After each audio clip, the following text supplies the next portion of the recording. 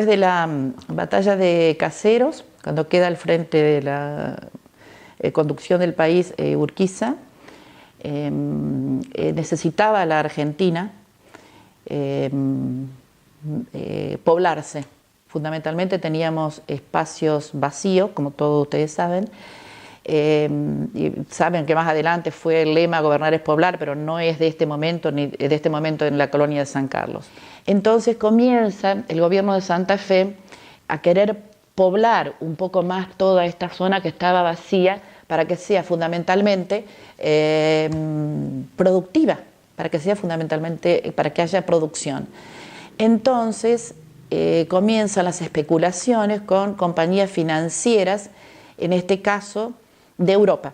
En este caso va a ser la compañía Beck y Herzog, Carlos Beck y Aquiles Herzog van a formar una compañía financiera con fines lucrativos. Fue todo un desafío, me parece a mí, es mi punto de vista, fue todo un desafío venir a un lugar que no sabían qué iba a pasar. Pero bueno, allí vinieron con un contrato firmado previamente donde se les concedían 20 cuadras, que sería lo que llamaban antes una concesión de tierra, y les daban las semillas, algunos alimentos, semillas para sembrar, le daban los elementos para que se construyan una vivienda que era un rancho, que era la vivienda típica de la región. Ese es el contrato que firmaban inicialmente. Bueno, existían en el contrato otras pautas, tanto deberes como derechos. Otra de las obligaciones que tenían era aportar a lo que era la obra pública, que era la construcción de los caminos. 3 veces a la semana o más, de acuerdo a lo que necesitara la administración de la colonia, tenía que dedicarse a la construcción de los caminos públicos. También de parte de la administración de la colonia debían suministrarle a alguien para el culto, que era protestante y católico, y también un maestro para que les diera clase a los alumnos. Lo importante de este convenio, de este contrato que firmaban las familias, era esa tercera parte que durante 5 años le tenían que dar a la colonia para hacerse dueños de las tierras. ¿Por qué les digo lo importante? Porque imagínense en esa época invasiones de langostas, sequías, inundaciones, no había alambrados, por lo tanto, que surgió bastante tiempo después, por lo tanto los animales pisaban los sembrados. Era sumamente complicado para el que trabajaba las tierras, así y todo, tenía que pagar, y cuando no podía pagar, bueno, una parte de eso que pagaban se lo daban a la administración, y a la administración tenía que mandarlo a Suiza, que eran donde se habían reclutado las primeras familias. Básicamente todo lo que se producía se trasladaba, no tanto, porque la mayoría se consumía, la mayoría, otra parte se tenía que dar a la administración de la colonia, pero se trasladaba a través de carretas hasta el primer puerto, hasta que aparecieron los primeros ferrocarriles. Pero bueno, ustedes saben que los primeros ferrocarriles no surgieron precisamente en esta zona, bastante tiempo después, después de 1870, o sea que no en el momento de la fundación de la colonia, que fue el 27 de septiembre de 1858. El ferrocarril surge bastante tiempo después. Así que primero se hacían diligencias en carreta que acercaban hasta el puerto, y desde allí lo que se requería desde Europa. El beneficio de la sociedad fue para mí muy importante. Nosotros somos todos descendientes de inmigrantes, y la importancia que tuvo fue hacer de esta zona una zona sumamente productiva. La zona centro, fundamentalmente centro-sur te podría decir, pero fundamentalmente el centro de la provincia de Santa Fe se convirtió en una zona sumamente productiva a raíz de la llegada de los inmigrantes. Eso no lo podemos, no podemos decir que no, de ninguna manera. Se convirtió en una zona rica, todo lo que es la zona de San Carlos, Esperanza, Rafaela. No te estoy hablando de la actualidad, te estoy hablando del momento de la llegada de los inmigrantes y posterior. A diferencia de todo el norte santafesino, donde ya hubo estancias más grandes, ya hubo otro tipo de ganado, porque esta zona tenía tierras muy productivas y tierras muy buenas, cultivables. Entonces podía haber ganado, que también le daban vacas, bueyes y demás, y podía cultivar las tierras. En todos los documentos que dejan o en las cartas que escriben los inmigrantes a sus familias le ponen que es tierra negra, que es tierra muy buena y que cualquier semilla que tiran viene. Entonces, yo creo que el beneficio para el gobierno provincial fue que esto se convirtió en una zona productiva, absolutamente, cuando no había nada, que necesitaban mano de obra para trabajar. Y esos fueron los inmigrantes.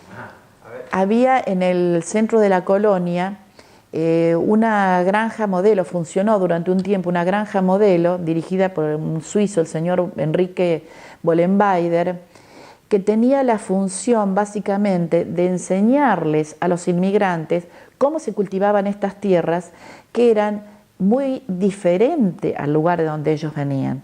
Ellos se encontraron con tierras muy ricas, pero que no sabían cómo cultivarlas. Imagínense que al principio le daban trigo, maíz, maní. ¿Ustedes me dicen maní en esta zona? Sí, se cultivó maní. Entonces, este señor Bollenbeider les enseñaba a los colonos cómo tenían que cultivar estas tierras.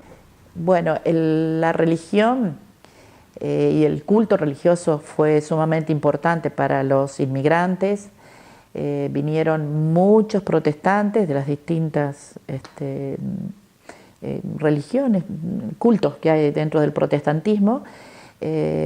Todavía se conservan algunos edificios en San Carlos, por ejemplo el de la iglesia valdense. Y entonces, ustedes saben que la colonia San Carlos se fundó en lo que es hoy San Carlos Sur. Entonces, en algún momento, según consta en el libro de Schwinn, que es el que tomamos como base para el estudio de la historia de San Carlos, dice que los católicos, que eran básicamente los italianos, se sintieron molestos porque no podían libremente expresar su culto, que era el católico. Entonces formaron una capilla un poco más al norte de lo que es San Carlos Sur, que sería la manzana que ocupan hoy las autoridades de San Carlos Centro. Y allí fundaron una capillita, pero no con la intención de separarse del resto de la colonia, sino de expresar libremente su religión, que era la católica. Bueno, alrededor de esa capilla se fue juntando gente, se fueron construyendo casas y se formó otro poblado, que es lo que dio origen a lo que es hoy San Carlos Centro. Con el tiempo San Carlos Centro se convirtió en la ciudad más importante de los tres San Carlos. Estas colonias, me parece, estas primeras colonias agrícolas, sentaron las bases de lo que después se convirtió en nuestro país en el modelo agroexportador, que surgió en todo su auge allá entre 1880 y 1916. Cambiaron obviamente las condiciones a nivel mundial, sobre todo en Europa. Y ahí se convirtió Argentina y América Latina en general en productora de alimentos para lo que requería Europa. Bueno, eso es la División Internacional del Trabajo, como ustedes ya lo sabrán. Nosotros aportábamos a Europa lo que Europa necesitaba, bueno, al pueblo de San Carlos Sur y San Carlos Norte, de los orígenes que tenemos. Yo soy de origen italiano, pero hay suizos, hay franceses, hay también sirio-libaneses, y desde hace más o menos 10 o 12 años se realiza la fiesta de las colectividades y ahí nos juntamos los suizos alemanes, los saboyanos, básicamente franceses son saboyanos, los italianos, y nos juntamos todos y cada uno presenta con mucho orgullo los orígenes de esta colonia. Así que, bueno, aquí estamos en San Carlos. Pero sí, lo que puedo decir es que los sancarlinos estamos orgullosos de pertenecer a esta ciudad.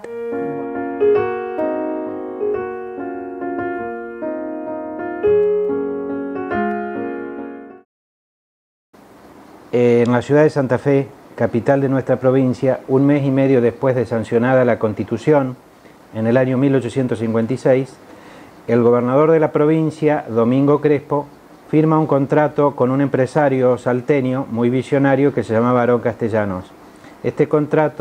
Por este contrato, Castellanos se comprometía a radicar, a ir a Europa, a contratar familias honestas y laboriosas de inmigrantes con destino a ejercer acá el oficio de la agricultura.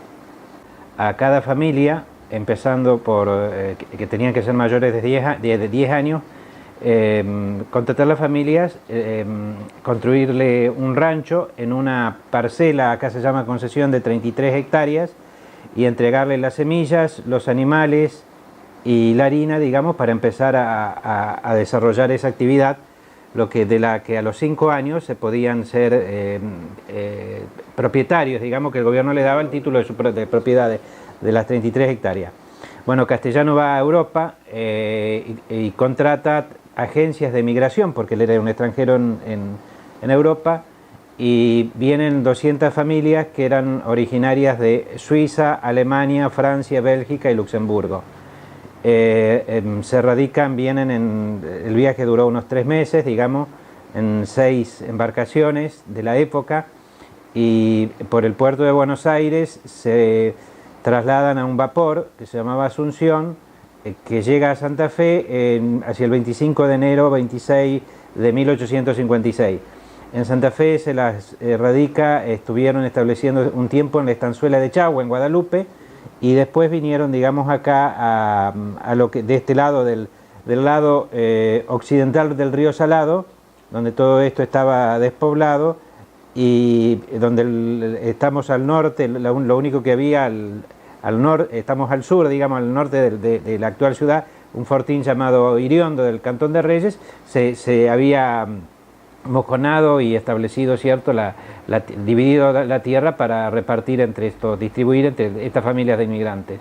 En la Constitución dice que se abría la Argentina a todos los hombres del mundo que quieran habitar este suelo, y más adelante dice de que se iba a fomentar la inmigración europea, ¿cierto?, con esta. Lo que pasa es que había que ir a buscarlo y establecerle las condiciones, cómo los íbamos a bien recibir. En este caso es un emprendimiento de Castellanos de acuerdo con el gobierno de Santa Fe. Un gran proyecto, pero muy a lo grande, digamos.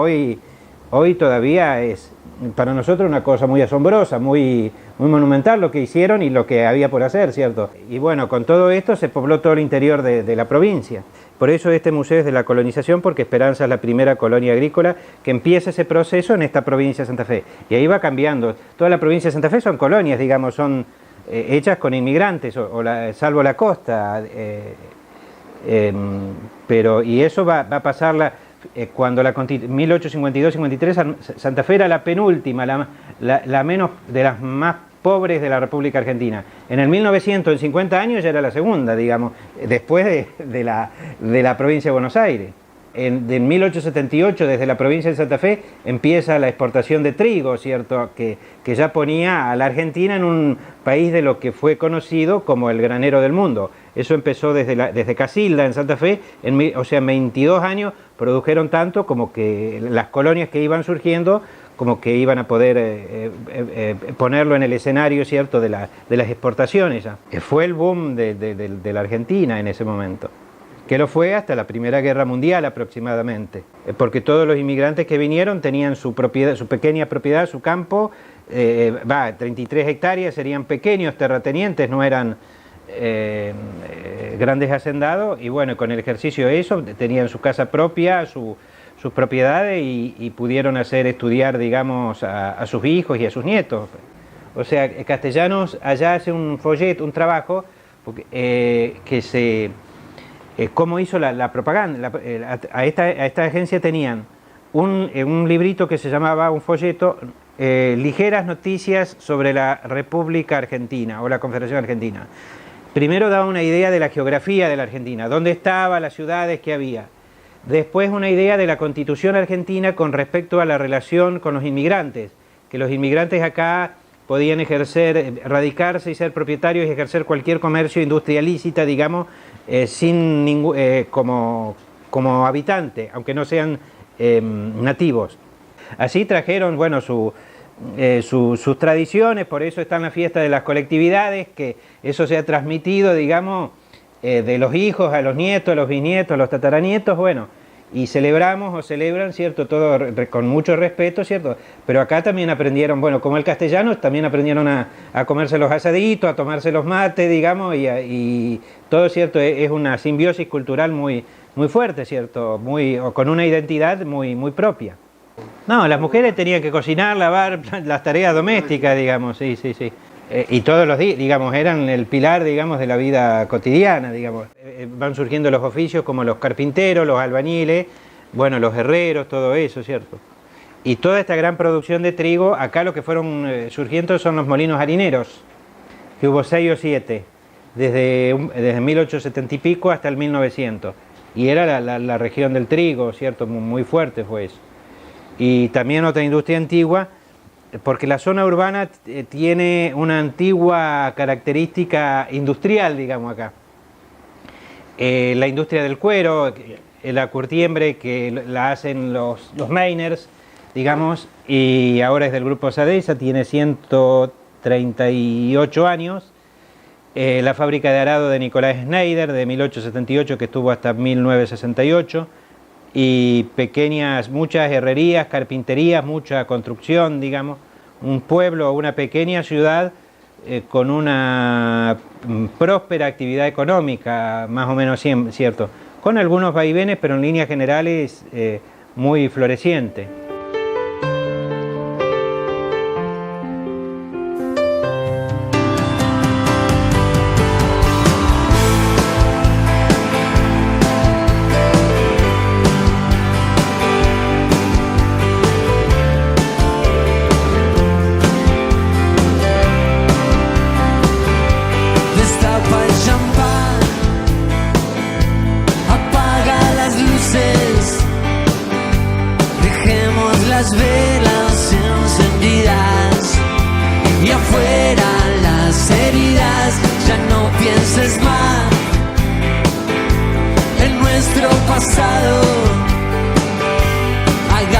Que choquen nuestras copas.